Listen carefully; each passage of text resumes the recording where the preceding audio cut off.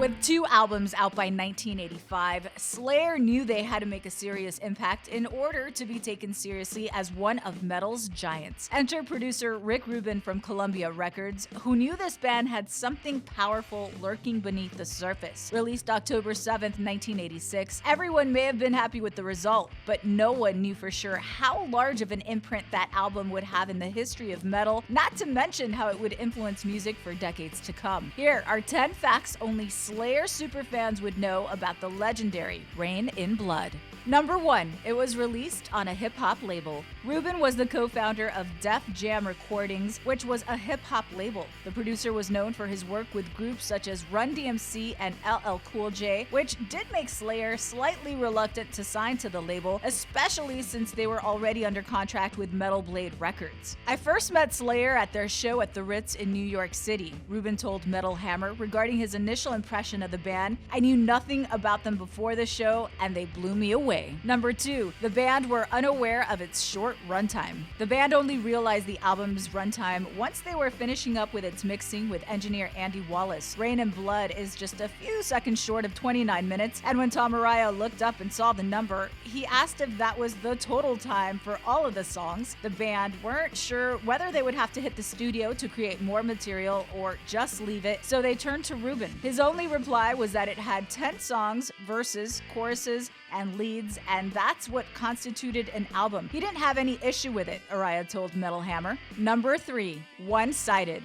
Due to the album's short length, it all fit on one side of the cassette in its entirety. You could listen to it, flip it over, and play it again, guitarist Kerry told Decibel magazine. "We'd never been about putting songs and music on our records that doesn't need to be there. Hour-long records seem to be the trend these days, but you listen and it's like, you could lose this part, you could cut this song completely, and make a much more intense record, which is what we're all about." Number 4, the band hated the album artwork at the time. The album art was painted by American political artist Larry Carroll, who was only aware of the band's desire to have a goat on the cover. Their lyrics are quite visual, they're always quite provocative, always touching on subjects that a lot of people shy away from. They certainly don't hold back. So it was suited for the kind of work that I do, Carroll said, according to D.X. Ferris's book, Slayer's Rain in Blood. Nobody in the band wanted that cover, Kerry told Metal Hammer. "We were stuck with it." Number 5, the Columbia controversy. Columbia was Def Jam's distributor, but they refused to distribute the album primarily because of the artwork and its opening track, Angel of Death. The song discusses the atrocious acts of the Nazi physician Joseph Mengele,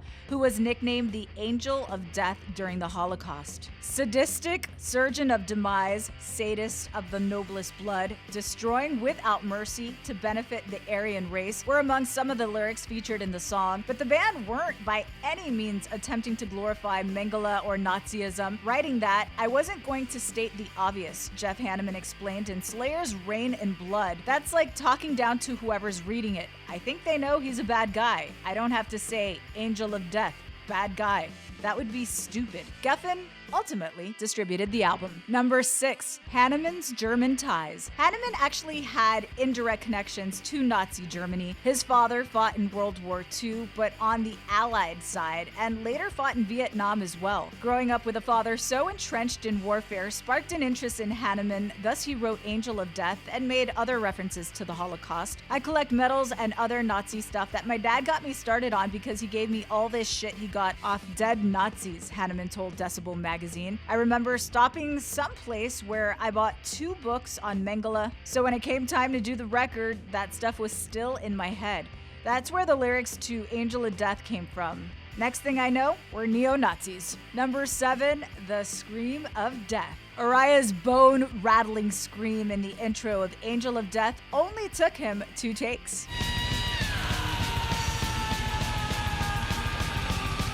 Number 8, no attention from the radio. The album received 0 airplay whatsoever, but was still the first of Slayer's albums to break the Billboard 200. It debuted at number 127 and peaked at number 94 6 weeks later. Number 9, recycled riffage. The main riff in Altar of Sacrifice was originally meant to be used in a track called Ice Titan, which never ended up getting recorded for the album. A live version from 1983 was later released on the soundtrack to to the Apocalypse box set. Number 10, Still Raining. Prior to the 1998 reissue of Rain and Blood, Raining Blood was the closing track on the album. For the filming of their 2004 live DVD Still Raining, the band actually soaked themselves in fake blood during the performance of the legendary song. The band suffered a few technical difficulties from the dramatic stage effect. It was messy, Araya later told Rolling Stone. I couldn't play because the initial dump at the beginning of the song got all over me. I couldn't hold my pick. I was slapping my bass, trying to get sound out of it. For more on this anniversary, head over to Loudwire.